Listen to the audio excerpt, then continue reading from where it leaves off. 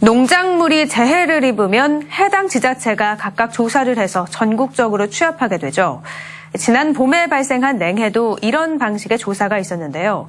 최근 정부 지원 내역이 나왔는데 봉화 지역 지원금이 터무니없이 작아 논란입니다. 바로 옆 지자체와 비교해도 100분의 1 수준에 불과하다고 합니다. 농민들이 조사가 엉터리였다고 항변하자 봉화군은 너무 원칙대로 조사해서 그렇게 됐다고 합니다. 어떻게 이해해야 할까요? 이정희 기자가 취재했습니다. 지난 4월 봄 갑자기 기온이 영하로 뚝 떨어지면서 개화기를 맞은 사과꽃들이 얼어버려 까맣게 변했습니다.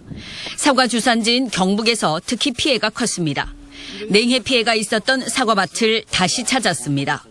길이가 자라져야 되는데 짧아져서 20일 있으면 거의 다 떨어진다고 봅니다. 저는 속에 씨가 얼었기 때문에 잠시는 돼도 나중에는 결국은 떨어진다 이 말이죠. 냉해 상품도 안 되고 떨어져요. 이거는. 적지 않은 냉해 피해를 봤지만 지자체의 조사에선 피해를 인정받지 못했습니다. 봉화군 무랴면에서만 당시 270농가가 냉해 피해를 신고했지만 정부의 복구비를 지원받은 농가는 단 한 농가도 없는 것으로 드러났습니다.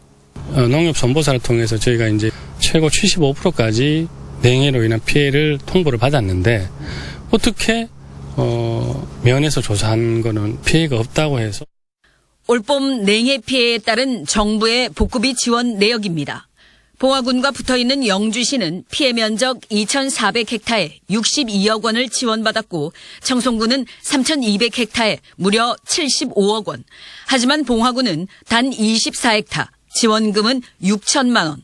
다른 지역의 100분의 1도 안 됩니다. 봉화군 농민회는 피해 조사를 엉터리로 했고 농식품부에도 축소 보고를 했다고 주장합니다.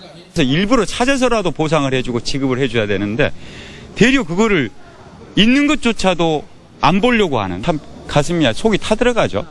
하지만 봉화군은 고의로 누락할 이유가 없다며 오히려 다른 지자체에 비해 지나치게 철저히 조사해 이런 결과가 나왔다고 해명합니다.